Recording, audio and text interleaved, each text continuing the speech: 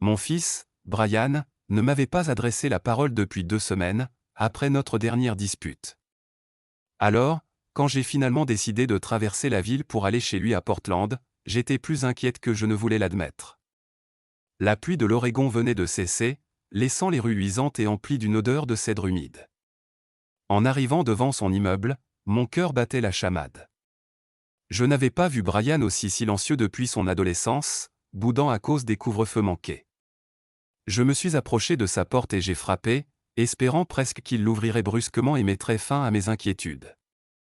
Mais rien. Les stores étaient baissés. Aucune lumière à l'intérieur. J'ai fait le tour, trouvé une fenêtre latérale donnant sur son salon et regardé à travers la vitre. Ce que je vis me figea net. Mes genoux vacillèrent, ma main agrippant le rebord pour garder l'équilibre. Brian était bel et bien là, mais il n'était pas seul. Il arpentait la pièce, le regard hagard, autour de sa table basse, discutant avec un homme que je ne reconnaissais pas, un gaillard costaud en chemise de travail, les manches de ses tatouages serpentant le long de ses bras. Leur voix était étouffée, mais même à travers la fenêtre, je sentais la tension. J'ai serré mon oreille plus fort, la vitre froide embuée par mon souffle. « Vendredi, c'est parfait », a dit Brian en se passant une main tremblante dans les cheveux. Il ne rate jamais la salle de sport, il part à 2 heures, absent pendant presque 2 heures. C'est à ce moment-là qu'on le fait. Il n'y aura personne. Le grand homme, d'une voix rauque comme du gravier, répondit « Tu es sûr pour l'argent ? Il est vraiment là. » Brian hocha la tête, le regard scrutant la pièce. 43 000 $, cachés sous le plancher du sous-sol. Je le voyais vérifier tout le temps quand j'étais enfant. Ils sont là. Ma poitrine se serra. Cet argent en mon fonds d'urgence, constitué tout au long de ma vie avec ma défunte épouse où était notre sécurité, pas quelque chose à jeter. Mais ce furent les mots suivants qui me blessèrent le plus. « Ne t'inquiète pas, » dit Brian. Le vieux est prévisible. Il laisse le double des clés sous le nain de jardin. Il fait ça depuis que je suis tout petit. Ils avaient l'intention de me voler, moi, mon propre fils, et un inconnu qui semblait appartenir à une série de photos d'identité judiciaire. Je m'éloignai en titubant de la fenêtre, les mains tremblantes, le cœur battant la chamade. Jamais je n'aurais cru voir mon unique enfant comploter pour me voler, et encore moins avec le genre de calcul froid dont je venais d'être témoin. J'avais l'impression que toutes ces années passées à lui apprendre le bien et le mal, à travailler tard, à rater des vacances, à le border le soir après la mort de ma femme, s'étaient évaporées en un instant. De retour à ma voiture, j'étais assis au volant, les yeux rivés sur le volant, le poids de la trahison s'abattant sur moi comme un lourd manteau. Tous les signes avant-coureurs que j'avais balayés ou les appels désespérés de Brian pour des prêts, les chaussures hors de prix qu'il portait même lorsqu'il mendiait pour payer son loyer, ses projets d'investissement insensés prenaient soudain un sens étrangement pervers. Je n'ai pas pris la route pour rentrer tout de suite. J'ai plutôt regardé les photos sur mon téléphone. J'y ai vu Brian enfant, tenant son premier gant de baseball, me souriant d'un sourire édenté. Ma femme, Julie, était debout derrière lui, la main posée sur son épaule, le regard empreint de fierté et de patience. Julie disait toujours « Ne lui donne pas tout, Tom. Il doit apprendre la valeur du travail. » Elle était partie depuis 5 ans, le cancer l'ayant finalement emporté, mais ses paroles résonnaient dans ma tête. Avais-je manqué à son devoir ? Étais-je trop indulgente quand il est venu me demander de l'aide ? Ou bien quelque chose en lui avait-il simplement changé, un déclic provoqué par une déception ou une amertume que je n'avais jamais anticipée ? L'air de la nuit était froid, mais mon esprit était brûlant. Je n'ai pas beaucoup dormi en rentrant enfin. Chaque craquement de la vieille maison, chaque souffle de vent dans les pins, dehors, me semblait un avertissement. Je repensais sans cesse à ce que j'avais vu et entendu, essayant de me convaincre que c'était un mauvais rêve. Mais je savais ce que je devais faire. Pendant 40 ans, j'avais bâti ma vie sur la confiance, l'honnêteté et le travail acharné. Je n'allais pas laisser tout cela être détruit en un seul après-midi, pas par ma propre chair et mon propre sang. Et donc, les mains tremblantes, j'ai élaboré mon plan. Si Brian voulait tester jusqu'où l'amour paternel pouvait aller, il allait apprendre qu'il pouvait aussi devenir d'acier. Cette nuit-là, je restai éveillé dans mon lit, les lumières de Portland vacillant à travers les lamelles des stores. Chaque fois que je fermais les yeux, je voyais le visage anxieux de Brian derrière la fenêtre du salon, j'entendais sa voix comploter ma perte avec un inconnu. J'ai pensé appeler la police sur le champ.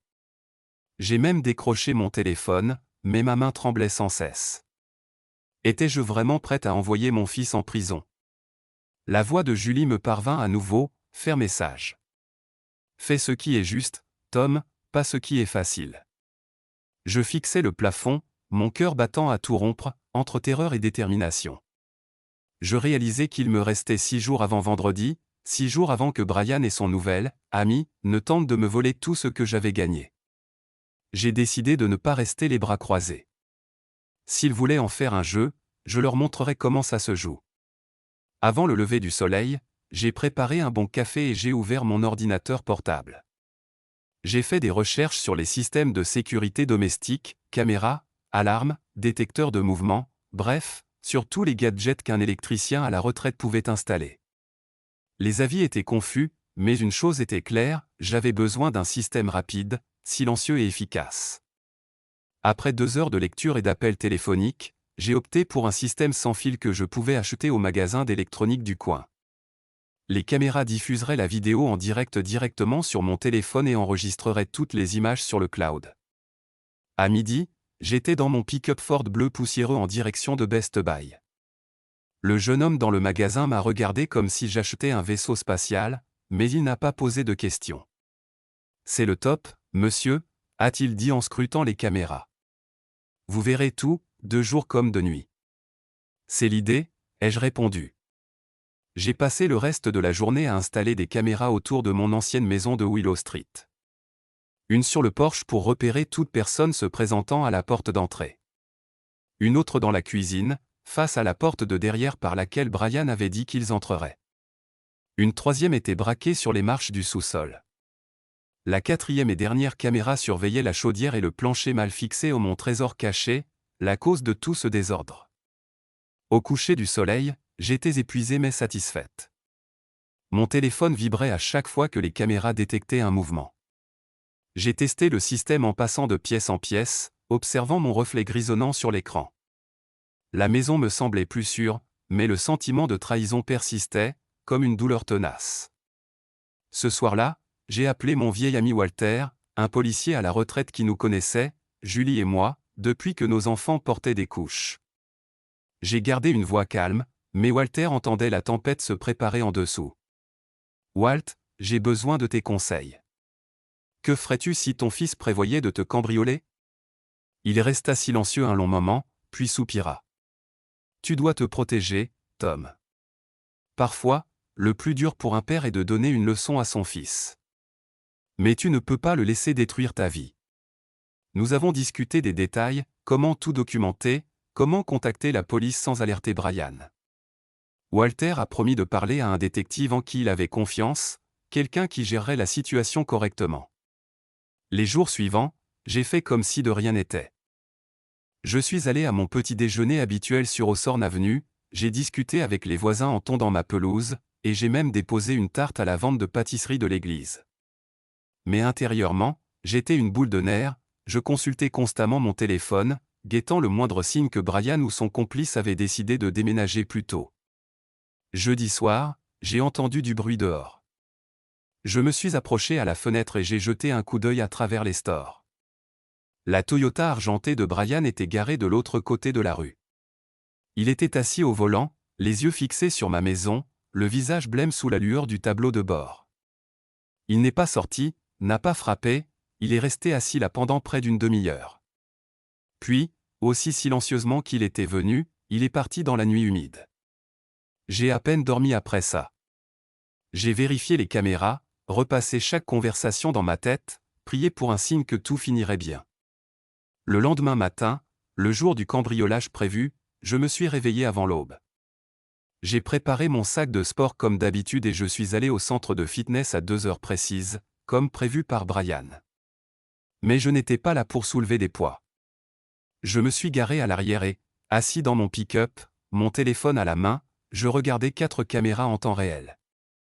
Si mon fils devait me trahir, Je veillerai à ce qu'il ne puisse pas mentir pour s'en sortir cette fois-ci. Le vendredi après-midi à Portland peut sembler lent, comme si toute la ville s'apprêtait à entrer dans le week-end. Mais pour moi, chaque minute s'écoulait, pesant comme une éternité. J'étais assis dans la cabine de mon pick-up derrière la salle de sport, mon sac de sport fermé sur le siège passager, l'application de sécurité allumée dans ma main. Je pouvais voir chaque recoin de ma maison, la véranda vide, la cuisine rangée, l'escalier sombre du sous-sol. À 14h17, l'alerte de mouvement a retenti. Ma main se serra plus fort sur le téléphone. Sur la caméra du Porsche, j'observais une silhouette approcher l'inconnu, Luther. Il était exactement comme dans mes souvenirs de la fenêtre, grand, mince, les bras couverts de tatouages décolorés. Il jeta un coup d'œil autour de lui avant de s'agenouiller devant le nain de jardin, celui qui avait caché mon double de clés. Mon cœur battait fort lorsqu'il le récupéra en quelques secondes, comme s'il l'avait fait 100 fois. Il se dirigea vers la porte de derrière et glissa la clé. La caméra de la cuisine le filma entrant, s'essuyant les pieds sur le paillasson comme un invité poli. Le spectacle aurait été drôle s'il n'était pas si glaçant. Je passai au flux suivant, Luther traversa la cuisine d'un trait, s'arrêtant à peine pour jeter un coup d'œil aux photos de famille accrochées au mur. Des photos de Brian enfant, debout avec Julie à Crater Lake, les cheveux décolorés par le soleil, tous deux souriants. Luther ne voyait pas les souvenirs. Il ne voyait que le chemin menant au sous-sol. Mon téléphone vibra de nouveau. Une seconde silhouette entra par l'arrière, Brian. Mon fils. Ma chair et mon sang, évoluant dans la maison avec une nervosité éprouvée. Il baissa sa capuche, puis scruta la cuisine comme un étranger. Un instant, il hésita devant le réfrigérateur. Je me souvins comment, adolescent, il le pillait pour du soda à l'orange et des restes, riant lorsque Julie le grondait pour avoir laissé des miettes partout. Maintenant, Brian paraissait plus vieux, plus mince, l'étincelle dans ses yeux remplacée par quelque chose de désespéré et de creux. Je pouvais à peine respirer. Sur la vidéo du sous-sol, Luther atteignit les marches en bois le premier, testant chacune d'elles avant de s'y fier. Brian le suivait de près, jetant un coup d'œil en arrière, comme s'il craignait que je ne me matérialise dans l'embrasure de la porte. La caméra les capta en train de descendre, deux ombres dans la faible lueur de l'unique ampoule que j'avais laissé allumer exprès. Ils atteignirent la chaudière, celle dont Julie et moi nous disputions le remplacement depuis des années. Luther se laissa tomber à genoux et commença à soulever le plancher, exactement là où Brian avait dit que l'argent serait. Brian rôdait, se tordant les mains, marmonnant des instructions. Le son n'était pas parfait, mais j'en entendis assez. « Dépêche-toi, mec. Il revient bientôt. Prends-le et on y va. » Luther travailla rapidement, ses doigts surexercés. En moins d'une minute, il trouva le premier paquet emballé dans du plastique, exactement comme je l'avais laissé. Il émit un léger sifflement et en sortit une autre partie de la cachette. Brian fourra l'argent dans un sac noir, jetant un coup d'œil à sa montre toutes les 2 ou 3 secondes. Depuis la télévision de la cuisine, j'ai vu une ombre passer devant la fenêtre. Une voisine promenait son chien. Elle s'est arrêtée, a regardé ma maison, puis a continué son chemin. L'espace d'un instant, j'ai prié pour qu'elle remarque quelque chose d'anormal et appelle la police. Mais elle a continué. De retour au sous-sol, le sac était presque plein. Brian se redressa, le front en sueur, la poitrine haletante. Pendant un bref instant, il fixa l'objectif, comme s'il cherchait un fantôme. Je me demandais s'il voyait son propre reflet et reconnaissait ce qu'il était devenu. Luther ferma le sac et se leva. « On y va, dit-il. On est bon. » Soudain, une nouvelle voix s'est fait entendre. « Police de Portland ? Restez où vous êtes. » Mon ami Walter avait tenu sa promesse. Les policiers dévalèrent les marches du sous-sol, armes au poing, la voix calme mais ferme. Luther se figea, les yeux écarquillés. Brian leva les mains, le sac de sport tombant au sol avec un bruit sourd. J'observais la scène depuis la cabine exiguë de mon camion, le cœur battant la chamade, la gorge nouée par le soulagement et la tristesse. Les policiers ont menotté les 2 hommes, leur ont lu leurs droits et ont commencé à recueillir leurs dépositions. Brian levait sans cesse les yeux vers la caméra, son visage exprimant un mélange de choc et de chagrin. Je connaissais ce regard, je l'avais vu quand il s'était cassé le bras enfant, quand Julie est morte, quand je lui avais refusé de l'argent la dernière fois. Mais cette fois, pas de paroles réconfortantes, pas d'étreinte chaleureuse. Le mal était fait. Après que les policiers eurent évacué la maison, Walter m'a appelé. C'est fini, Tom. On a tout enregistré. Ils ne pourront pas s'en sortir par la force. Je l'ai remercié d'une voix à peine assurée. Je suis resté assis dans mon camion un long moment, à regarder la pluie ruisseler sur le pare-brise, repensant au chemin qui nous avait menés ici. Je n'aurais jamais imaginé que cela finirait ainsi. Mais j'ai réalisé que certaines leçons s'écrivent dans la douleur et les conséquences, et parfois, les choix les plus difficiles sont ceux qui vous libèrent finalement. Quand j'ai franchi le seuil de ma porte, la maison semblait déjà différente. La police avait terminé son travail, relevé des empreintes digitales, mise en sac des preuves, mise en sécurité du sac contenant toutes mes économies.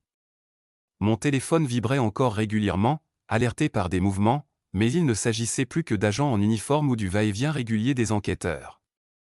La cuisine sentait vaguement les manteaux mouillés et le café. Je me suis arrêté au pied de l'escalier du sous-sol, celui-là même que j'avais observé sur mon téléphone quelques heures auparavant. En bas, le plancher était de travers, des liasses de billets éparpillés sur le béton froid. C'était surréaliste de voir tout cela exposé comme si le cœur même de ma maison avait été ouvert, ses secrets dévoilés aux yeux d'inconnus. À l'étage, j'ai trouvé Walter debout près de la fenêtre, sa large silhouette masquant la lumière de l'après-midi.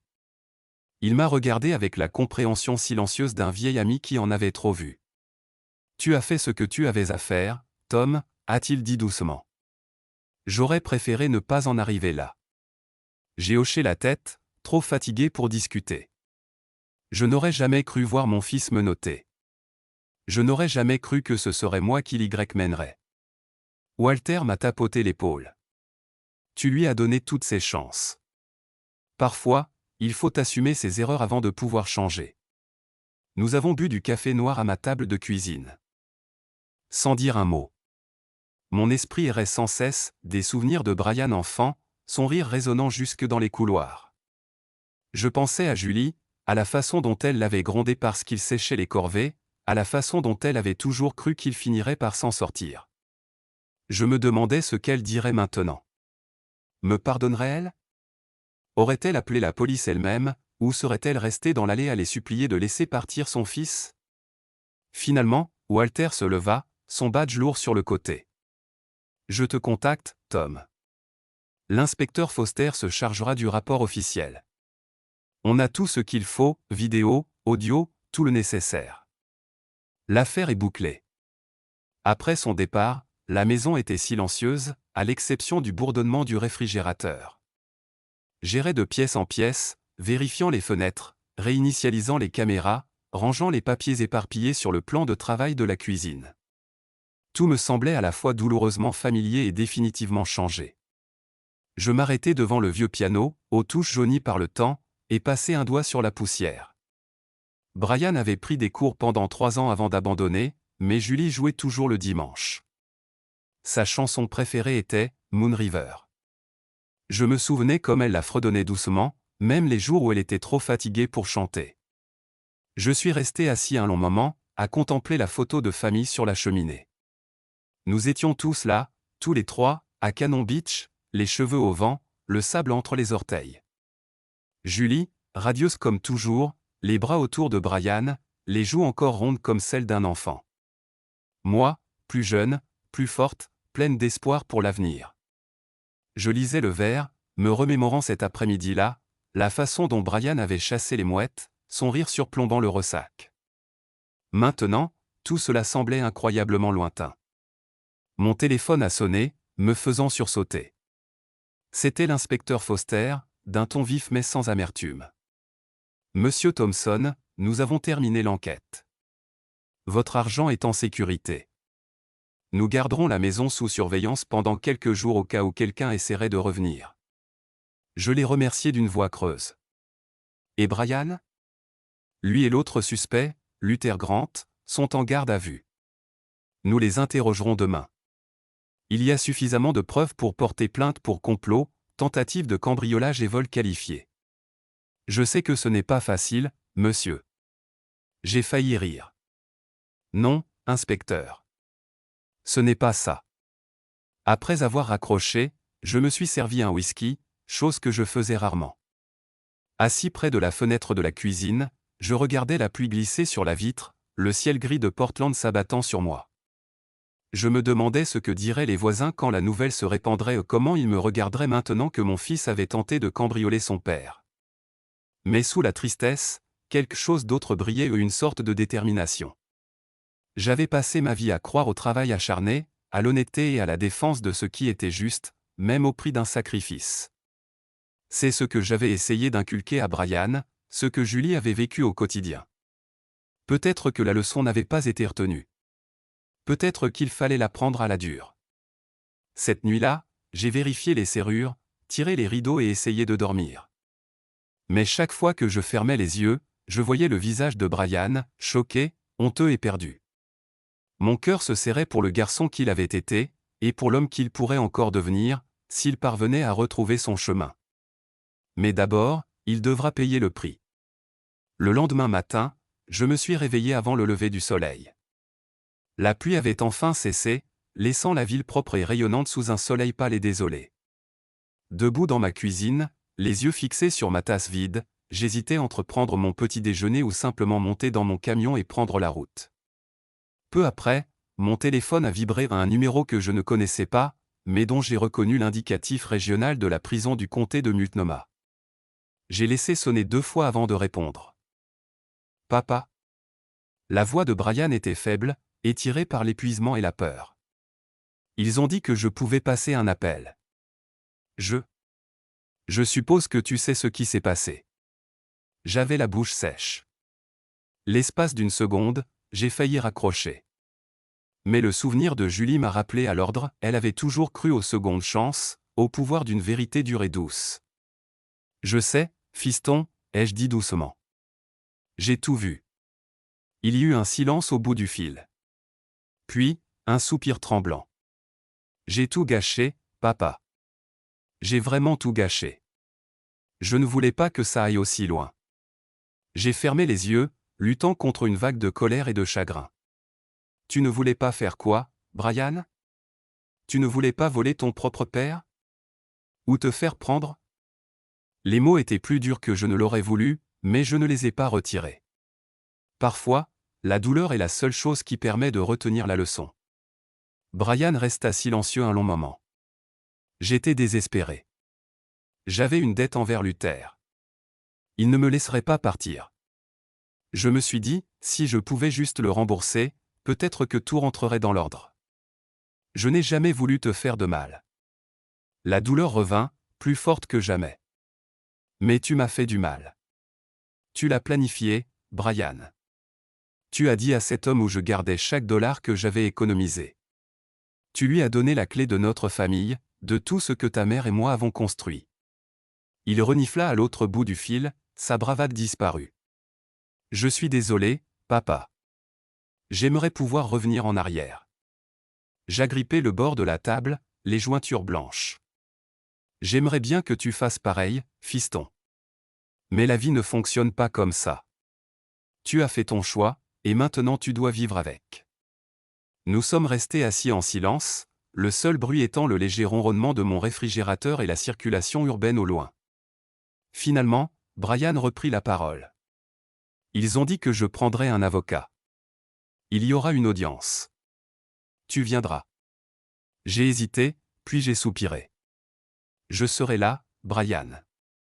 Non pas parce que j'approuve ce que tu as fait. Mais parce que je suis toujours ton père. Après avoir raccroché, je suis resté assis dans la cuisine un long moment. Je n'ai pas mangé, j'ai juste écouté la maison se calmer autour de moi, le bruit des tuyaux qui claquaient et le vieux réfrigérateur qui s'allumait et s'éteignait. C'était la même maison où j'avais vécu pendant 40 ans, mais maintenant j'avais l'impression qu'elle appartenait à quelqu'un d'autre. Plus tard dans l'après-midi, je me suis rendu au commissariat pour rencontrer l'inspecteur Foster. Le bâtiment était moderne, tout en verre et en acier, à milieu du commissariat de petite ville où je me rendais enfant pour les sorties des scouts. À l'intérieur, tout était clair, fonctionnel et impersonnel. L'inspecteur Foster m'a salué d'un hochement de tête, l'air prudent. Monsieur Thompson, je voulais juste vous remercier pour votre coopération. Ce genre de choses n'est pas facile. J'ai hoché la tête. Rien ne me paraît facile, inspecteur. Il poussa un dossier sur la table. Voici votre déposition officielle. Vous serez probablement cité comme témoin. Luther Grant est un criminel de carrière, mais votre fils, c'est sa première infraction. Le juge en tiendra compte. Je feuilletais les pages, mes propres mots me fixant à l'encre noire. J'avais tout décrit, la dispute, l'argent disparu, la surveillance, l'implication de Brian. Chaque mot sonnait comme un clou dans le cercueil de la vie que j'avais essayé de construire. La voix de Foster s'adoucit. Parfois, on retrouve le chemin du retour après avoir touché le fond. C'est peut-être ce dont votre fils a besoin, un arrêt brutal, une chance de voir ce qui compte vraiment. Je lui ai serré la main et je suis parti, sous le faible soleil. En rentrant chez moi, j'ai vu des familles se promener, des enfants faire du vélo, des voisins discuter près des massifs de fleurs.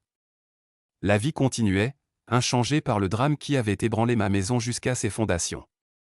Ce soir-là, je me suis retrouvé au sous-sol, le plancher soigneusement remis en place, le fond d'urgence remis à sa place à l'exception de quelques notes en guise de preuve. Assis sur les marches, la tête entre les mains, je laissais couler les larmes. Elles étaient brûlantes et silencieuses, des années durant. Je pleurais le garçon qu'avait été Brian, et l'homme que j'espérais encore qu'il puisse devenir. À l'étage, j'ai servi 2 tasses de café, une pour moi et une pour Julie, sa photo accrochée à la fenêtre comme toujours. Tu as toujours dit que l'amour était têtu, ai-je murmuré. Tu avais peut-être raison. Je suis toujours là. J'ai encore espoir.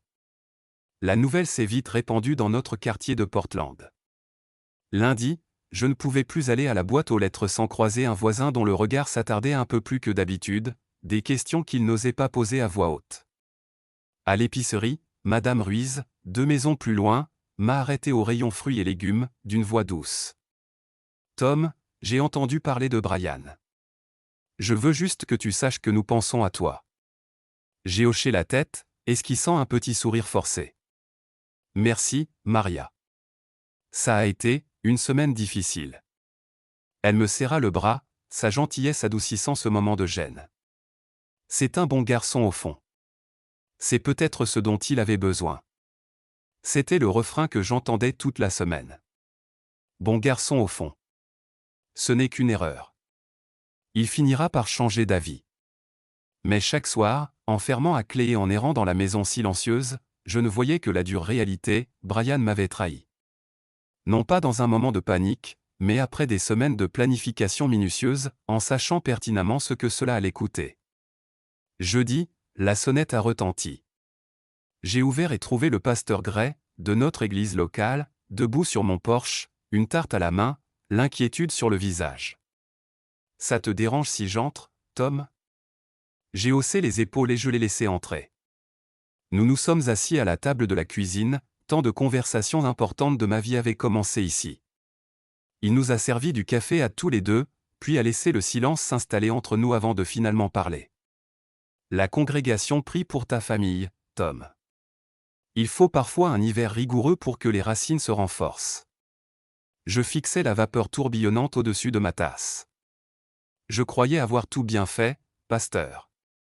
J'ai travaillé, j'ai économisé, j'ai essayé de lui apprendre à se débrouiller seul. Mais en chemin, je l'ai perdu. Il secoua la tête, la voix posée. Tu ne peux pas porter toute la faute. Les enfants font leur propre choix, même si tu les éduques bien. Ton rôle est de continuer à l'aimer, mais de le laisser porter le poids de ses actes. J'aurais voulu argumenter, mais les mots me restaient coincés. Peut-être qu'en vérité, j'avais toujours cru que l'amour pouvait tout arranger ou qu'avec suffisamment d'efforts, de travail, de pardon, je pouvais réparer toutes les fissures de nos vies. Mais le trou creusé par Brian était trop profond pour que nous puissions tous les deux en sortir du jour au lendemain. Ce week-end-là, j'ai reçu une lettre de Brian. Elle était écrite au stylo bleu, l'écriture tremblante, mais c'était bien la sienne. Papa. Je ne sais pas par où commencer. Assis dans cette cellule, je repense à toutes les fois où tu m'as aidé, me tirer d'affaire, me laisser rentrer à la maison quand les choses allaient mal, me faire confiance quand personne d'autre ne le faisait. Je tenais tout pour acquis. Je pensais que le monde me devait quelque chose, et je me suis convaincu que tu serais toujours là pour me remettre sur pied. Je sais que tu es déçu. Je ne t'en veux pas si tu ne peux pas me pardonner, mais je veux que tu saches que je suis désolé. Je ne sais pas ce qui va m'arriver maintenant, mais je te promets que si j'ai une autre chance, j'essaierai d'être le fils que tu mérites. Avec amour, Brian. J'ai lu la lettre 2 fois, puis une troisième. J'avais mal au cœur, mais pour la première fois depuis des jours, j'ai senti une lueur d'espoir faible et tremblante, mais réelle. Peut-être commençait-il vraiment à voir. Peut-être que les conséquences avaient enfin ouvert la voie au changement. Pourtant, pardonner ne signifie pas oublier. J'ai répondu. Avec des mots clairs et précis, comme Julie l'aurait fait. Brian. Rien ne pourra effacer ce que tu as fait. La confiance, une fois brisée, est difficile à réparer. Mais tu es toujours mon fils. Cela ne changera jamais. J'espère que tu profiteras de ce temps pour découvrir qui tu veux être. Si tu es prêt à travailler pour y parvenir, il y a un moyen de revenir en arrière. Mais tu devras le prouver, non pas par des mots, mais par des actes. Papa. En postant la lettre, j'ai senti quelque chose changer en moi. Pas vraiment du soulagement, pas vraiment. Mais de l'acceptation ou le début d'une guérison lente et durement gagnée. Ce soir-là, en fermant à clé et en regardant les caméras une dernière fois, je ne me sentais plus victime. Je me sentais comme un survivant, et peut-être même comme un père qui avait trouvé le courage de faire ce qui était juste. Un mois passa, puis un autre. Le printemps laissa place au début de l'été, et le monde à ma fenêtre revint à la verdure et aux oiseaux. La vie reprit son cours normal, petit déjeuner tranquille, café entre voisins, réparation de la vieille clôture à l'arrière. Et pourtant, rien n'était plus comme avant. J'ai rendu visite à Brian une fois à la prison du comté. Je n'ai prévenu personne de mon départ, ni Walter, ni le pasteur Gray, ni même Maria Ruiz. J'ai simplement traversé la rivière, me suis garé sur le parking des visiteurs et signé mon nom à la fenêtre. La salle d'attente était pleine de gens comme moi, mère, père, tante et oncle, chacun d'entre nous, accablés par le même mélange de honte et d'espoir tenace. Quand Brian est sorti, il paraissait plus maigre, plus vieux, les cheveux en bataille et le regard lourd de regret. Pendant un long moment, aucun de nous deux n'a parlé. Il était assis en face de la vitre, les mains posées à plat sur le petit comptoir métallique. Je me suis souvenu du jour de sa naissance, comme il avait l'air minuscule dans mes bras, la façon dont Julie avait ri et pleuré en même temps. C'était une vie différente. « Salut, papa », dit Brian d'une voix rauque mais claire. « Merci d'être venu. » J'ai hoché la tête, ravalant la douleur dans ma gorge. « Comment vas-tu » Il haussa les épaules. « Ce n'est pas drôle. Mais c'est honnête. J'ai trouvé un boulot à la buanderie et je parle au thérapeute toutes les semaines. » Il hésita, cherchant quelque chose sur mon visage, de la colère, peut-être, ou du pardon. Ils disent que je pourrais sortir dans un an, si je fais tout bien. Il y avait tant de choses que je voulais dire, tant de questions, tant de mots qui ne me semblaient pas assez forts pour ce qui s'était passé. Au lieu de cela, j'ai fait simple. Continue à faire ce qui est juste, Brian. Tu auras une autre chance, tu en tireras quelque chose. Il cligna des yeux et, l'espace d'une seconde, je retrouvai une trace de cet espoir enfantin dont je me souvenais. Je le ferai, papa. Je te le jure. Je suis désolé de t'avoir laissé tomber. J'ai laissé le silence s'éterniser. Finalement, je me suis penché en avant. Je ne peux pas changer le passé. Toi non plus. Tout ce que nous pouvons faire, c'est avancer. Après notre visite, j'ai pris le long chemin du retour, empruntant les vieilles routes que Julie et moi avions l'habitude de parcourir le week-end. Je me suis arrêté à notre point de vue préféré surplombant la ville, celui avec sa clôture en bois et ses fleurs sauvages qui poussaient dans les fissures. Longtemps, assis sur le capot de mon pick-up, je regardais la ville scintiller sous le soleil de l'après-midi. J'ai pensé à Julie et à la façon dont elle aurait géré tout cela, sa force, son optimisme obstiné, sa conviction que personne n'est jamais trop perdu pour retrouver son chemin. La vie après une trahison ne consiste pas à oublier, mais à trouver le courage d'aimer à nouveau, même si c'est un peu plus réservé qu'avant. J'ai commencé à faire du bénévolat à la banque alimentaire locale. Le pasteur Gray m'a présenté à d'autres retraités, et bientôt, je passais mes jeudis à empiler des boîtes de conserve et à partager un café avec des gens qui avaient connu des moments difficiles. Ce travail me donnait un but, une raison de sortir du lit. Un rappel que chacun, quelle que soit son histoire, pouvait encore faire la différence. Les lettres de Brian continuaient d'arriver, certaines courtes, d'autres longues, chacune un peu plus pleine d'espoir que la précédente. Il parlait de son travail, des livres qu'il lisait, des cours auxquels il s'était inscrit. Il posait des questions sur la maison, le quartier, et même sur la vieille chaudière au sous-sol. J'ai répondu à chaque lettre, avec attention et honnêteté. Je lui ai parlé du jardin, des voisins, des paroles de Julie quand la vie était dure, occupe-toi les mains, ouvre ton cœur et garde la tête haute. Quand sa date de libération est enfin arrivée, Brian se tenait sur le perron, un sac de sport à ses pieds, l'incertitude dans le regard. Je l'ai laissé entrer. Il y avait des règles, bien sûr, des limites que je ne franchirais plus jamais. Mais il y avait aussi le pardon, et un espoir lent et tenace que cette fois, les choses pourraient être différentes. Nous avons dîné ensemble ce soir-là, juste tous les deux. Ensuite, nous nous sommes assis sur les marches arrière, écoutant le bruit lointain de la circulation et les premiers grillons de l'été. L'air était chargé du parfum de l'herbe coupée et des rosiers en fleurs. « Merci, papa, dit Brian doucement. De m'avoir donné une autre chance. » Je posai ma main sur son épaule, sentant les os sous mes doigts, la tension et l'espoir dans sa posture. Tout le monde en a un, fiston. Ce qui compte, c'est ce que tu en fais. À la tombée de la nuit, j'ai réalisé que la maison semblait à nouveau entière, non plus la même qu'avant, mais une nouvelle fois, recollée au pardon, aux dures leçons et à un amour qui refusait de mourir. J'ai pensé à Julie et j'ai souri, persuadé que, quelque part, d'une manière ou d'une autre, elle était fière. Parfois, être père signifie accomplir la chose la plus difficile. Parfois, cela signifie rouvrir la porte.